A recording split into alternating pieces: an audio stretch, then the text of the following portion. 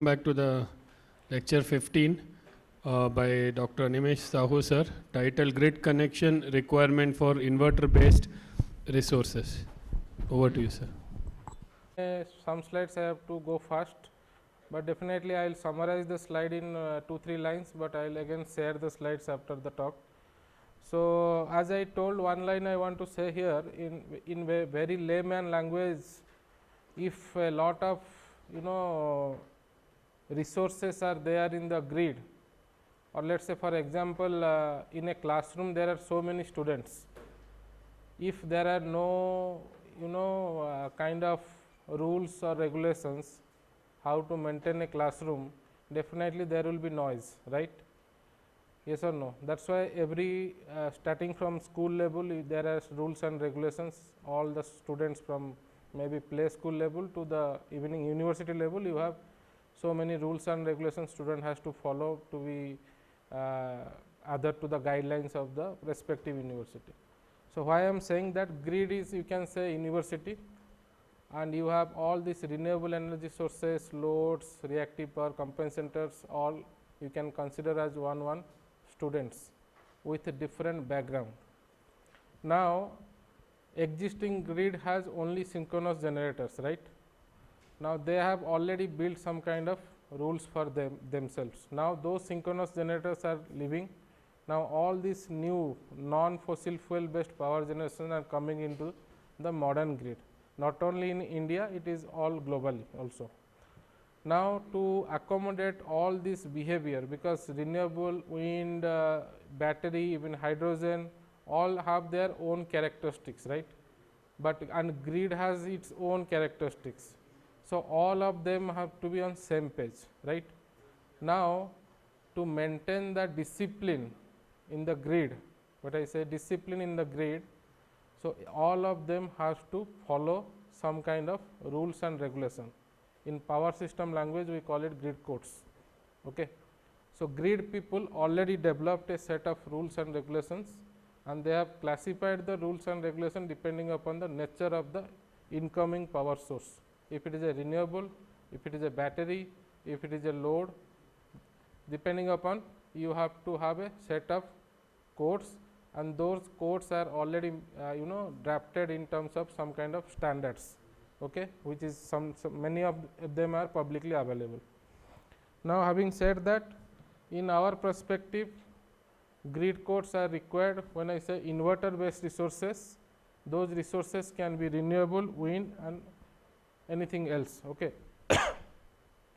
Now, what I am going to show here, this development of grid code and technical requirements I will go through very quick.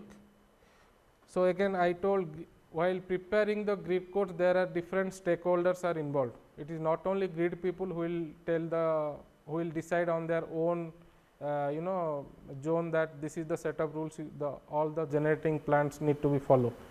So, the stakeholders can be system operators, which we say, let us say in Indian case it is Indian grid people, generator suppliers, let us say developers who generates the solar PV power plant, and the consumers, because at the end of the day, if you are connecting a renewable power plant to the grid, already existing consumers also should not be affected. So, having the discussion among these three or maybe sometimes more stakeholders, all these guidelines in terms of grid codes have been prepared, and also they have taken into consideration of the variable renewable generation, which might impact the total amount of generation profile in the grid. So, what are the technical requirements is already discussed, I will not go much, but these are the most, I mean, you find out any country grid code who have already established, whether it is Germany, Australia, India, even European grid codes. So, all of them might have different scale of measurement, but the philosophy behind the grid code, how you maintain these disciplines. Okay. You connect a renewable power plant, how much voltage and frequency operating zone you should operate, frequency control capability, react. So, Professor Jahangir already told some are frequency related, some are non-frequency related. Non-frequency related are mostly the voltage related. So, all the things are related to voltage or frequency, how you maintain when you connect to the grid. and again those maintaining the frequency or voltage in two mode, because sometimes grid goes to steady state mode, sometimes grid exhibits some kind of transient disturbances, for instance fault. Okay. So, depending upon that, the grid code sometimes classify this same behavior in case of normal operating condition, in case of abnormal operating condition. So, frequency and voltage ranges are different. When you have a steady state condition, system is very smooth, running very flat state, but when the fault happens, that time the grid does not want you to behave the same way as you are behaving during the steady state. There are certain changes you have to include in your operation or in your plant controller. Okay. Similarly, active power, reactive power, all are active power, let us say related to frequency, reactive power related to voltage, and this relation only exists in case of transmission system. Okay. So, these grid codes, what I am going to say are more stringent or more strict at the transmission level. Okay. Distribution level, they can relax some of the grid codes. The transmission level, when you talk about let us say megawatt scale power generation or load, and that you want to connect a transmission level voltage kilovolt level, those time small disturbance would also be create big hazards. Okay. Sometimes it result into pure blackout. It has been already observed in different parts of the globe. For instance, Australian blackout, we have a Mumbai blackout also, and we have also several blackout in US, like in 2016-17, 1200 megawatt solar power plant went off due to some kind of fault. There is another 900 megawatt solar power plant in same US also went up in 2017. So, from all those experiences, this now this grid people have come up with very strict rules, so that before you finally connect your plant to the existing grid, you make sure that you pass all the tests. I mean, you have to tick mark all the tests offline or some kind of high level detailed modeling and simulation you have to show the grid utility people. They have to certify the okay. So, your plant is following all this. Now, you can go ahead and connect on field. Okay.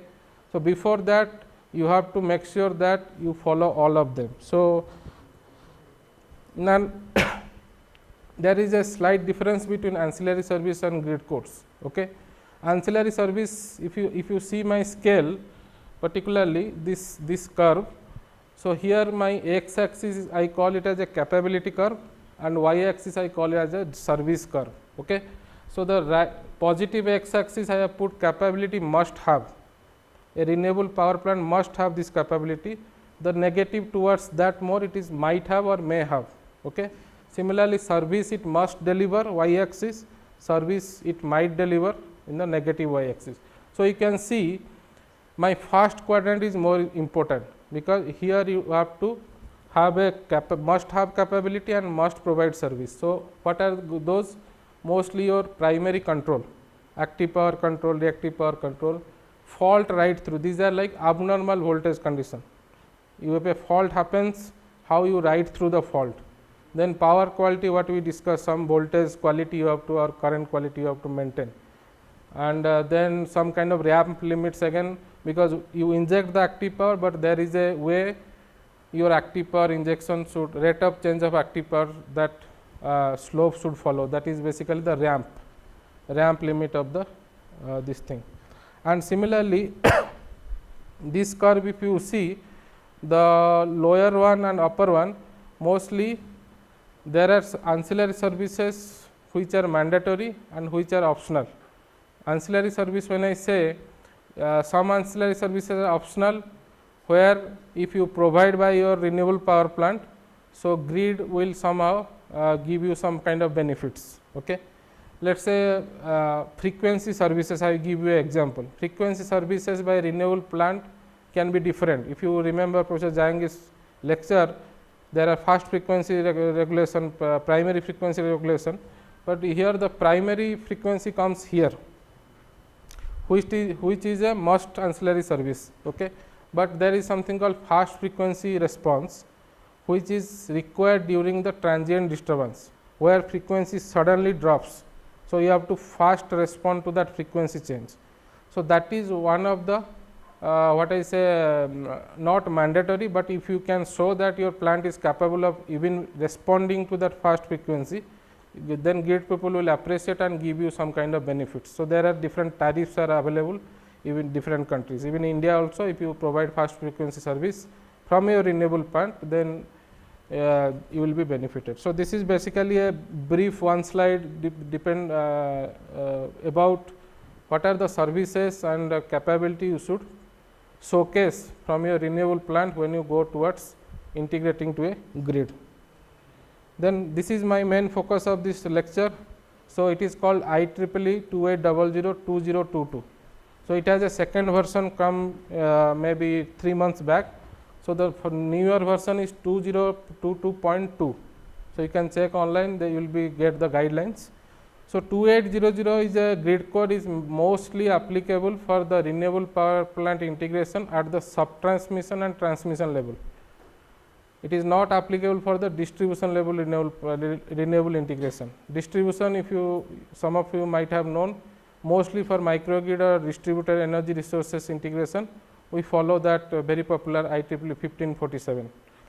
But this is particularly sub-transmission and transmission level, and this is a, you can say, IEEE standard. It is not, I mean, it is open to every country. So, it is an international grid code. Okay. Now, apart from this grid code, as I told, every country also have a some kind of country related grid code, depending upon their network infrastructure, system infrastructure, how the system can behave if you connect, they create some country grid code. So, depending upon the utility operator or grid operator's point of view, they will tell which grid code you have to follow, whether their own country grid code or some kind of international grid code also you can follow. Mostly this kind of international grid code are being followed by the academics or researchers, but actually for industry people, they have to follow mostly this country specific grid codes, okay, because they have to actually go and they have invested some money, they have to go and actually install the megawatt level power plant. Okay. Now, the scope again, as I told, it is written the second line, transmission and sub-transmission system. Okay. So, all this reactive, all this comes, I will go through that, and this is, there are certain definitions also they have given in the grid code. Okay. So, if you see, this is my grid, what I call a transmission system. Okay. There are 3 definitions you have to understand for grid integration. So, mostly people confuse with or take commonly everything as point of common coupling, but IEEE 2800 specifically defines three connection points. First, they call something called point of intersection, POI. When this square box, if you see, that is becomes a plant. Okay. When I say plant, it is not a single solar inverter, it is a combination of, you can say, this is a IBR unit, this is also IBR unit. So, there is a bunch of IBR units, then you have some inverter transformer, then at the end you have a very high voltage transformer, then total power plant you connect to the rest of the system through this breaker. So, this point is called point of interconnection, POI, and 2800 all 70% of the standard or rules they apply with respect to point of intersection. If something happens here, how you should behave, if voltage falls here, how should behave, if frequency falls here, if islanding happens here, how you should behave. This is a breaker. Okay. This is a main breaker where you connect to the rest of the grid. Now, this is your main transformer, this is a collector branch. Collector branch means a bunch of IBR units you connect here through different breakers like parallel connection. So, this plant you can say is basically a megawatt level at the transmission scale, and the voltage you can say this can be your maybe this will be basically your normal single unit 690 volt you can take, 690 to maybe 33 kV, and this can be your 33 to 66 kV high voltage transformer. Okay. This is the central transformer where all you connect, then pass the power to the this thing. So, apart from point of interconnection, there is also a point called point of connection, which is basically the IBR terminal. Okay. So, if you see IBR unit, this can be solar, this can be wind, this can be anything. So, where that connect to this transformer, that means you can see the exactly inverter terminal. Okay. Maybe if it is a string or central inverter, that point where it connects to the low voltage side of the inverter transformer, that point is called point of connection. Okay. So, there can be multiple point of connection for a plant, but point of interconnection should be one. Are you getting? Any questions so far? So, here also you can have different types of supplemental control. Let us say we are discussing, let us say, reactive power compensation. You want to connect some STATCOM or something at the high voltage side of the power plant, because to just to help the reactive power either inject or absorb during the requirement. So, you have a breaker, let us say you, because you know it, let us say STATCOM, it does not contribute any active power. So, you can switch on when the reactive power requires and switch off when it is not required. So, you can use here, and there are, so this is basically a bunch of more wind and solar you can connect, but at the end this is the rest of the system. Okay. Yeah, so this is basically a very generic layout you should understand, because before going to more into the document, these definitions, point and identification are important, because these standards or many grid code, country code standards is mostly not written by technical people, mostly written by lawyers, some kind of non-technical, and their languages are very complex to understand. So, that is why graphical understanding of this picture or layout is more important to understand what they want to mention in their different clauses. Okay. So, this is called a SC connected inverter based resources. Okay. Now, next they have a specifically given for a type for wind turbine power plant. So, they told that there may be different HVDC link connected inverters, and those point of connections also they mentioned. So, when they refer in the document something for wind power plant, and they will mention that with respect to the point of connection. So, you will understand this is the point of connection. So, this graphical illustration is very much important to understand or read the standards or grid codes mentioned in 2800. Okay. So, so this RPA called basically the point of applicability. Okay. So, that is equal to your point of intersection, means every standard in the document they refer to this point, reference point of applicability. Okay. If you read the document several times, you will come across if voltage falls 50% at RPA, that means you will refer voltage falls here at 50%. Okay. Because RPA signifies the point of interconnection point. So, I am just giving you a brief how to read the standard. Okay. And in detail you can read once you understand these things. Getting? Yes. Point of measurement, where it is?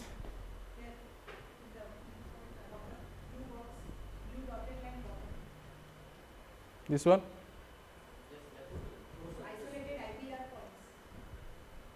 This is default.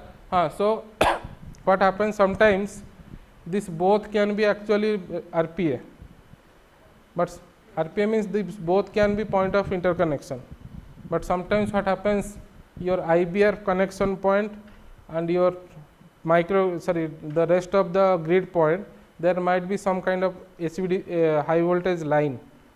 If the line exists, they will, grid people will tell you which to take as a point of interconnection, whether the HV line this side or HV line that side. You understand, this is your HV transformer. Sometimes exactly at the transformer secondary you connect to the grid, but sometimes they give you this much length of high voltage line you have to lay down, then you connect to the grid. Someone asking how to calculate short circuit ratio, right? Grid short circuit ratio, there it comes, like this is your grid and how much line you facing before you connect to the grid. So, that line impedance plays a critical role deciding whether it is a weak grid, strong grid. Okay. If you have like weak grid means you have impedance is very high, Impedance is very high means electrical distance is very high, right. So, short circuit ratio is inversely proportional to your grid impedance. So, this is your, you can say, grid impedance. Sometimes there might be very little grid impedance, so that this point and that point you do not see that much voltage variation or active power variation. But if it is significant distance from your connection point to this utility point, then you have to consider this line, and they will tell you consider this or maybe this, which one to take. This is grid people will tell you when you do the study. Okay. But this point of measurements you will be informed, being a a developer, renewable plant, power plant developer, you will be telling, you will be told that take this point as a reference of point of measurement. Okay. Yeah, another thing, in this grid code you see several dynamic rules and regulation. Let us say, so they gave a very common picture, like if your system, if your IBR power plant controller sees a sorry, any question? If your power plant control in any of the signal, whether active power, voltage, frequency, reactive power, any of the signal, it faces a sudden step change. This green you see, it is basically the control reference. If your controller sees a step change, your plant should be follow this dynamics. So, there are different, mostly terms are related to your control system, rise time, settling time. So, one of the things they call reaction time. Reaction time means you give a step change, you wait when your plant starts responding to that step change. So, this much very small distance is called reaction time, your plant reacts to that change. Then after that, till you reach the 10%, not 10%, till you reach the 10%, they tell it some time. Then from 10 to 90% they call rise time. These things you know from control system. And there is a band, you have to band of operation, like high percent, low percent, they will also mention. So, we are discussing how to design a controller. These are the thumb rule you have to follow. Whatever you do, how much fascinating controller you design, how much making non-linear, linear, at the end of the day response should be this much, or this is called optimum response. Okay. So, all these values, rise time, step response time, when you go to the inside more and more into the document, these values will be given for each clause. If frequency falls, they will give rise time should be this. That means you should refer to the definition here. What is rise time they mean here, they mention. Understood? I will tell here. Sir, what is this input step, like as a frequency input, like Can be anything. I will show you. I will show you. There are several. I showed you na, there are several things you have to follow in the grid code, and those things you have to follow in steady state and follow in your abnormal condition also. This is mostly to be followed for a steady state. And sir, next is that this input is coming from the transmission side to the. I'll give you that picture. So what happens? Yes. How I'll draw. And you know all this may be some are like grid following, forming, whatever. They require some kind of active reactive power references to control the active reactive power injection to the grid, right? Now, why they tell this is your reference point? So, you will take a line and measure the active power, reactive power in that line. Yes, sir. And from this point you measure the voltage and frequency. These 4 parameter, active power, reactive power, voltage, magnitude and frequency. Yes, sir. Those things there will be a something layer, it is not there, something called power plant controller, PPC we call that. That is a very high level control that controls all the IBR units. So, all the tertiary control what you Professor Jahangir was discussing of forecasting, optimization, that happens in that controller. So, sometimes it is linked to the SCADA or sometimes it like operate alone like a digital control, PPC we call power plant control. So, this all measurement, because this is a system measurement, right, all after you give it to this all measurement go to that layer of control PPC. That PPC different kind of forecasting, optimization, demand response things happens. Then new power P and Q generated based on optimization, how much this guy has to inject P and Q after optimization, doing the generation demand at the tertiary level. Now, once that is decided, the what is this much P and Q, if you provided by this IBR, it can do the converging load flow steady state operation. So, that power reference has to come through each and every one. Now, so I'm getting it, but the question is that is the disturbance coming from the transmission side, and how this thing is reacting to that? The graph is basically. Yes, I am saying that let us say your initial active power reference for this IBR unit is P1. Okay. But suddenly some changes in the system happens, maybe in steady state. Okay. The PPC decides for this IBR unit you have to change to P1 to P2. Okay. It might be P1 plus P2 or P1 minus P2. So, that has to be steady state. It will give you some time, within that time reference will change. Okay. Then once the reference change, you have to follow, your controller should follow that reference following these dynamics. Your rise time should be this much, settling time should be this much, overshoot should be this much, and your band of operation should be this much. Okay. And that step change is not related to only power. I told you it can be voltage, frequency, reactive power, active power, anything. So, any change in the IVR units, Yes, those yes, are yes. should be within these. Yes, framework. as I go through the slide, it will be more clear when I go a particular event. Okay, so I told you about this. So, basically, when I say reactive power control, this is one of the control required for steady state operation. You know, in transmission level, reactive power is related to voltage, right? Now, what happens? So, before reactive power voltage is basically a PQ capability. Some of you are like, some people are from CPRI here. So, they know every power plant you have to follow that PQ capability curve. Like your power, your plant should ensure that for a certain range of P and Q, you can dispatch your P and Q, right. So, what this grid code says, if I take the x axis as active power, y axis as reactive power. So, this is your ICR, this means the rated active power of your power plant. Okay. This is the 10% of your 10% active power of your power plant rating. Okay. So, they tell when you operate between 10% to 100%, you should ensure your Q injection or Q absorption should be 0.3287 times the P.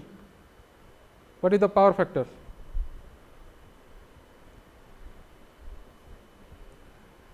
Power factor will be tan inverse Q by P, right?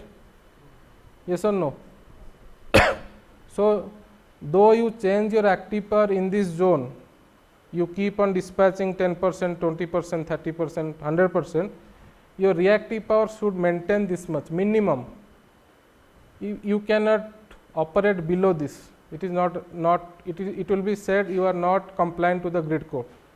Minimum reactive power should be 0.3287 times that much whatever you are maintaining. So, this is let us say my 5 megawatt, my plant is 5 megawatt. So, this is my 5 megawatt. And 5 megawatt times 0.3287, that is my Q mean. Or if it is a battery, it can also observe, that is my Q mean in the negative Q. Okay. So, that you have to maintain. If you maintain and show that this is a steady state operation, right. You are running load flow, you change your active power slowly step by step, and measure your Q. So, if you fulfill that all the things, then you tell that okay, my plant is PQ capability curve is matching the standard. Okay. So, that is for active power injection. For instance, if I have a fuel cell inject or observe active power? Inject. So, it can be fuel cell, but if it is electrolyzer, it is a sink of active power, it has to follow this, because active power is negative here, this is your 0 point. So, if it is consuming active power also, from your 0 to 100%, you maintain your Q this. Okay. So, this is for who are generating active power, this is for who are consuming active power. For battery, it is both, right? Charging, discharging. So, you have to maintain PQ first, that is first point of check whether you are capable of connecting to grid or not, because transient disturbance fault are very momentary. You have to stay connected with the grid for all kind of steady state zone. So, in that you have to maintain this. Okay. So, more things you can find from the more exact details you can find from the document. Okay. I just tell you that this is how they see your power plant performance before connecting to the grid. Okay. So 30% of the real active power you have to make a Q as a minimum. Yes. It is not a big amount of Q to be maintained. And your plant is also big, it is a combination of IBR units. So, as a whole plant you have to maintain this. They are not asking for a single inverter. Okay. So, you saw this, right? When I said if the active power this much, it has to be measured here. So, you can see so much contribution active power. Okay. They can decide from power plant control, if you don't have capacity, they will do the optimization. So, you should not overload. So, they will decide that, but as a whole plant, they will do the test here. Okay. They will measure the P and Q. They will disturb the P from 10 to 90, they will measure your Q and check, like you can say table wise, they can see 0.1 P, 0.2 P, 0.9 P, what is your Q. Then they will plot, then they will put that thing onto their standard. Oh, they are expecting this plant to provide or Correct. extract 30% Correct. of the. So And for your information, you have also flexibility of putting your reactive power compensator here. okay. Okay. So, that all included, but at the end of the day, at the POI, that standard should be followed. Yes. Okay. Yes. Another check, while providing that much Q, how much voltage you should, because once you change the Q or you maintain that much Q, Q is minimum that, but if you, let us say, you can also provide more Q if required. But what is the level of voltage at the RPA? When I say RPA, again I will go back to POI, right? So, at that point, how much voltage should be maintained? So, there are different points are there, V2, V3, V4, and there is a table here. If your RPA voltage, if they measure the voltage of your plant connection point is less than 200 kV, your V1 point should be 0.9. So, they have mentioned all the coordinates of the x axis. Okay. That means, if you are running at 0.95, your RPA voltage is 0.95, you maintain the reactive power that much. But let us say the point you are operating somewhere between 0.9, because 0.9 to 95 is itself a steady state, right. So, 0.9 to this point, this is steady state operation, but it does not mean you always operate at 1 per unit. Sometimes you operate between 0.9 to 0.95 per unit. So, if your operating point is in between, so your reactive curve, reactive power curve can follow this black line. It need not to be again 0.3287, it can follow this slope. At 0.9 you can maintain 0.7 Q min. Okay. Got it? And that coordinates of x axis can vary depending upon the voltage level at the RPA. If it is less than 200 kV or between 200 and 500 or 500 or 735 kV, all are transmission level voltage. Okay. So, that voltage level you can check. So, basically in that PPC you have two control, one is active power frequency control, one is reactive power voltage control. So, based on the reactive voltage measurement, you do the reactive power voltage control and give a Q reference to your plant. So, that Q reference while you give, you have to follow all the standard.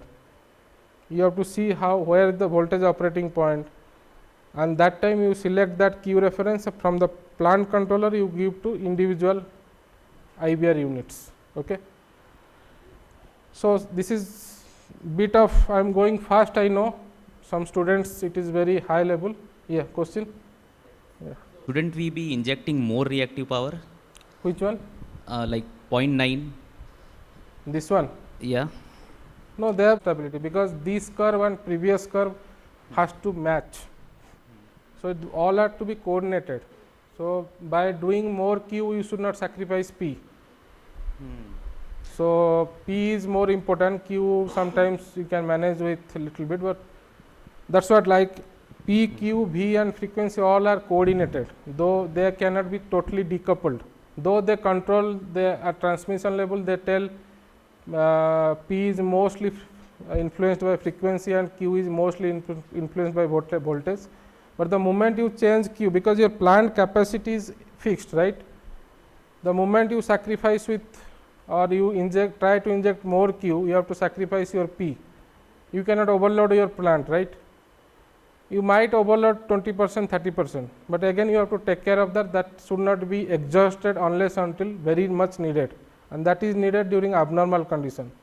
And what we are discussing steady state. So, steady state you try to inject more active power. Okay. So, that is what they prepared. I mean these values again I am telling only refer to 2800. If you go to different grid core country, these values might change depending upon their grid infrastructure. Okay. So, yeah, so that whatever the PPC control I told, power plant control, active power control, reactive power control, two things happens. In reactive power control you have three modes. You can control the voltage with respect to reactive power, or you can simply control the power factor. Power factor control means you have to maintain a particular power factor. To maintain that, if you are changing P, you have to changing Q, because power factor equal to tan inverse reactive power by active power. So, your power factor, if you are running on power factor control, so there is a set power factor, you have to maintain that, whether by if you are changing within the power factor, if you are changing Q, you have to adjust P, so that net power factor remains same. Okay. Apart from that, there is a reactive power set point control. So, you have a set point decided from your plant person, they will give you a signal to the IBR unit, okay, this is your set reactive power now, you have to follow that. Okay. So, this all controller again I am saying is not at the single IBR unit, it is a plant level controller. Okay. IBR control on all we discussed yesterday, following grid forming, internal voltage current, those will be going on. But being a plant, at the plant level also you have to maintain these things, because at the end of the day you have to inject P and Q at a stable V and F to the grid. Okay. V, when I say voltage, F is frequency. Okay. And yes, while doing so, remember they will simply give you these values, but how to measure this they told you in the graphs. Let us say they told reaction time for all this control should be 200 millisecond. Okay. Let us say your reactive power set point change. Okay. So, reactive power set point change means that step change happen. So, your plant should respond within less than 200 millisecond, that is your reaction time. Then for other things are, let us say damping ratio, for a system damping ratio should be maintained 0.3 or higher. If they see that your damping response is less than 0.3, then it is not compliant. Okay. That is why they have given table to each type of clause. Okay. And all this rise time definition, reaction time is mentioned in the graph, which is they put in the introductory page itself for the reader to understand what is the reaction time, rise time. Okay. This is reactive power control mode, and the other one I told active power frequency, right. So, active power frequency means my x axis is P, y axis is F. If I change something in F, so basically this is not a, is this a directly proportional? This line, is it a directly proportional? Can I say F is directly proportional to P? It is a droop curve, right, inversely proportional. That means if you are injecting more P, your frequency will decrease, and this line is 50 hertz for India, Australia and US it is 60 hertz. Okay. Now, with respect to this line, this upper side is over frequency region 50 plus or 60 plus, the lower side is under frequency region, right. but they are telling there is a dead band between the lower frequency, under frequency and over frequency. So, that dead band also they will mention in the grid, utility people will tell you. So, they are telling if your frequency is somewhere in between this region, okay. If your frequency is somewhere in bit region, so what should be your active power?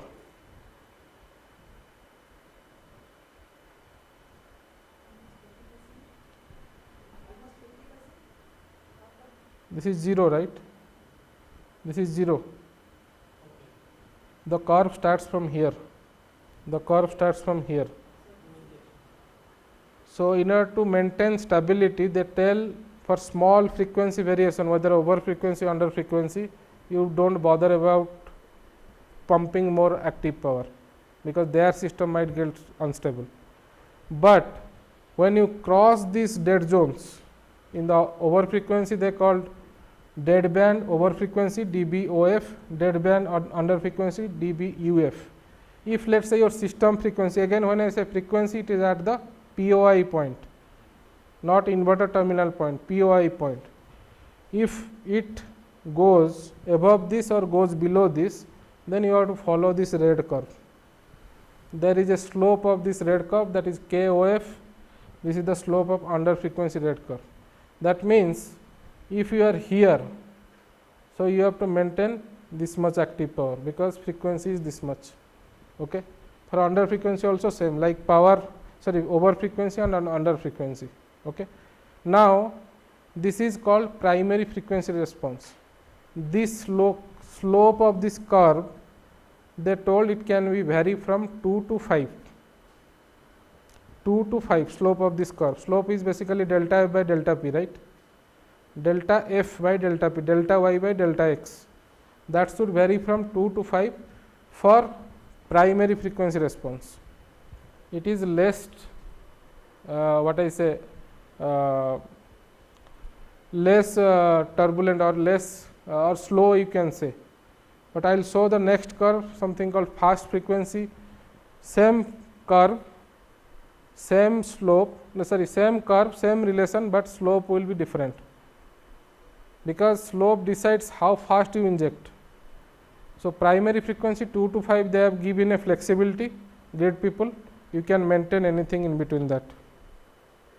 This is an example again how to decide. So, if your frequency, they have given a formula, you can check the document. For low frequency zone, you have this KUF, which is the slope of that curve. F nominal, you know, this is your measured frequency. Till you cross dead band under frequency, no injection, they measure the frequency deviation after you cross this under frequency. Nominal minus the measured frequency minus dead band, because till dead band no p equal to 0. So, after this measurement, they will compare whether your maximum value is 0 or this. Whatever value comes, they will add to the value at 0 rated value, we can say pre disturbance value. So, that much again they will calculate whether your availability is there or not. With under frequency means you have to inject more power, but if you are running already full capacity, you cannot inject, right? Where you will bring? So, they check if it is you are running at full capacity, they will tell okay, whatever this calculation comes, do not bother, you give your full capacity. Let us say you are running, your plant is running at 50% capacity, what you do, whatever comes you check whether 50% capacity is more or they require let us say 70%. So, you step your 50% capacity to 70% to help the frequency. This is what we call frequency ancillary services, helping the frequency. So, here electrolyzer can play a role, because electrolyzer can control its active power consumption, and when it is required, if system grid requires that time, right. If it is under frequency event, it will consume more power, or over frequency you will do the opposite. There is also a high frequency calculation. If you see this KUF, KOF, the slopes, sometimes they are equal, sometimes the utility people purposefully give you some value, because they know what is going on in the system. Okay. The slopes might be equal, may not be equal. Okay. This is again what you maintain. As I told, this slope you can vary from 2 to 5, but the default value is 5. If you are not able to maintain 5, they can give you a relaxation. You can maintain 3, 4 droop slope, droop percentage you can say. For over frequency also same. Now this deadband, how much it should be? If it is a 50 hertz, it is 0.06% of 50 hertz the deadband. Till your frequency is within that deadband, you do not inject any active power, but it crosses up and down, you then follow that red curve I show.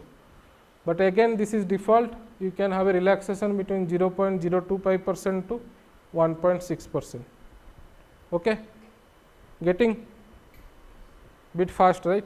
I know, because we are restricted to time, but I am okay, I am open to discussion. I will also share with you the slide along with the standard. So you read that and read our see our slides. If you have any question, you can just contact me. Okay. But this is very interesting. It is very fascinating how this grid, very complex grid of India is operating, and suddenly in that you are pumping some renewable power. So it is like a jerk to the grid, but that jerk should be smooth. Otherwise, anything can happen, because Indian grid is very complex and very big. Okay.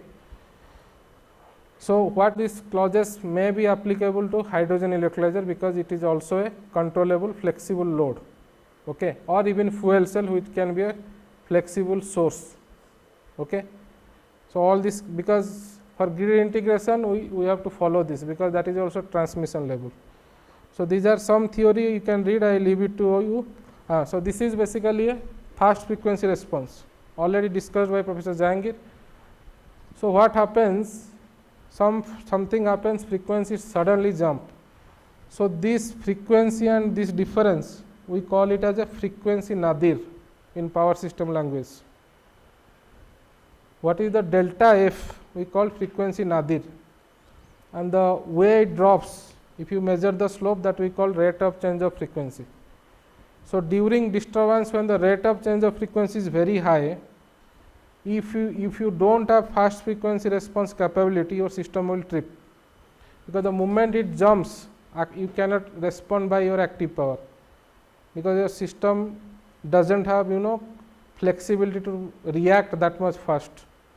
But even if, let us say, you have this FFR, then you can get rid of this. So instead of going to more unstable without FFR, it can recover. Okay. It can recover slowly. So this is the arresting period, which is basically captured by your FFR or fast frequency response capability. If you do not have this curve, instead of going back, it will go to more and collapse, system will collapse, and that time your active power, that red curve slope, it has to be 1%, that is mandatory. 1% means is very aggressive. Sudden change in frequency, it will react fast, so that you can arrest the frequency here. Then with the help of secondary frequency control, you can recover the frequency slowly to the system level. Okay. That is why fast frequency service is a recommended service, but not mandatory, because this type of event does not happen frequently. This happens, let us say, this sometimes very high short circuit fault happens, and you see this kind of very high rock off. Rock off means your df by dt is very high, change in frequency with respect to time, that we call rate of change of frequency, rock off, and the frequency deviation we call frequency nadir. I am telling this terminology because you will get along with this when you read the document. Okay. Yeah, so as I told, different types of frequency controller there, frequency primary, secondary will this zone you see, tertiary will. Now tertiary time your optimization algorithm again will play in role. It will see whether you need to disconnect some load or connect some load, so that you bring back your frequency to post pre-fault level. Okay. So this is period is also not mandatory, and they have a very high time. You can see 10 minutes onwards you have time, but this time if you see, it is a number of seconds, 10 second, 5 second. Within that your primary frequency in terms of FFR should act. Then 10 minutes onwards till 10 second onwards till 10 minutes, you have this time to recover the frequency to activate your secondary control. Then after that, when you reach somewhere here, your tertiary control comes into picture. It will do the generation demand balance. Then you go back to your frequency. Okay. This is very simple. They have given an example in the document. You can go through that. They have taken here 60 years because it is a IEEE is international US based organization. Okay. Yeah, as I was telling, this is 1%. Okay. This is mostly they prefer 1%, but if sometimes because you have invested a lot, you have to actually, to be very honest, negotiate with the grid people. Okay, I am fulfilling everything, but this I am not doing. So they will give you some kind of conditional compliant, but you have to inform that you are not doing that. Okay. So this is actually, rather than technical, also so many, what I say, consulting things are involved. You have to convince grid people for certain things. Again it comes now abnormal voltage disturbance. I will skip this voltage right through. When fault happens, voltage, if you see in the curve, it jumps from 100% to, depending upon the fault magnitude. Because fault happens, your voltage sag will happen, voltage magnitude will drop down. Then if you see in the curve, there is something called mandatory operation zone for certain time. If you don't fulfill that, then it is not compliant. So fault right through meaning, classical meaning is, if fault happens, generally what happens, to save your plant you disconnect. But right through, English word means you stay connected, you wait for the, you ride through the fault rather than disconnecting. They have given, you need not to stay connected for longer. There is a specific x-axis time. If a voltage falls for this many magnitude, for this many time at least you stay connected.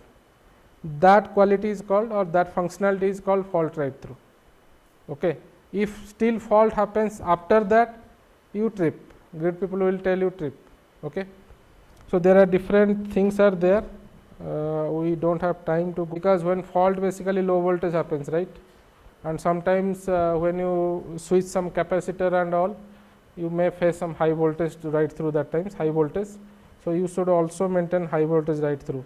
And when fault happens, first check is you ride through the fault.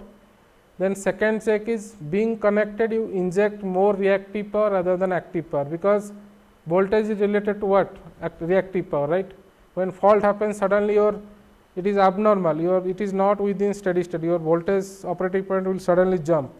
So your reactive power injection should be very high to help recovery the voltage.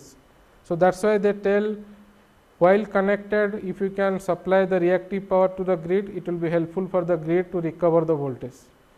Yes. So where is our measuring point, at whether there is the PCC side or POI side? No, this voltage measurement point, as I told, injecting reactive power. Inverter, each IVR unit has to help in injecting reactive power.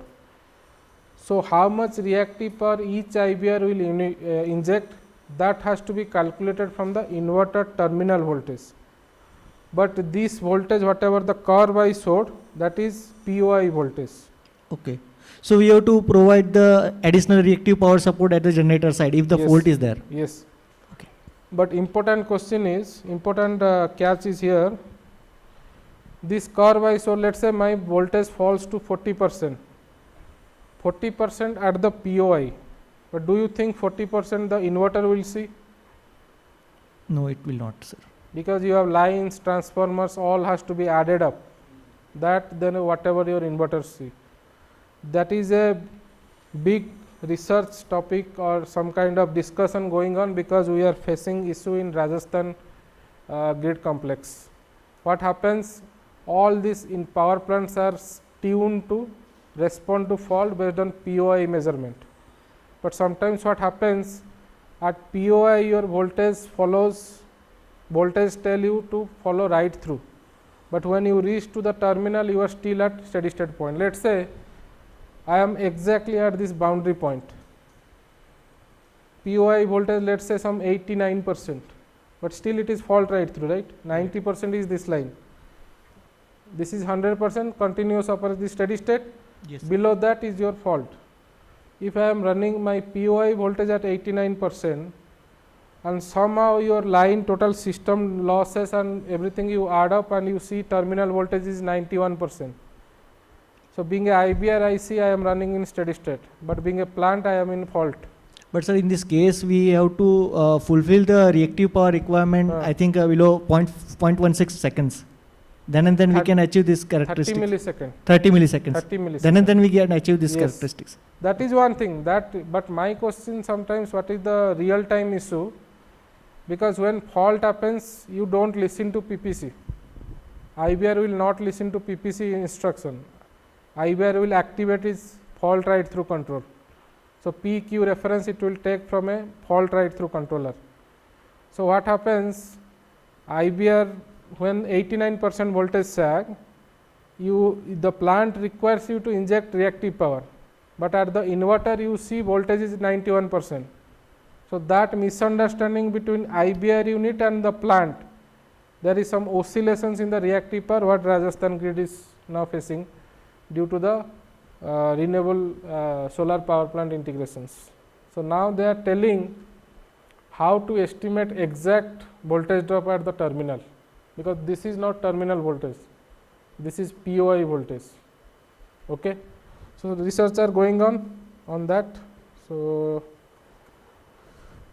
I think we are done. I will share with this slide. So basically at the end of the day, this is your inverter power stage and filter. Okay. This is your controller input, and the outside the blue color all you see whatever we discussed.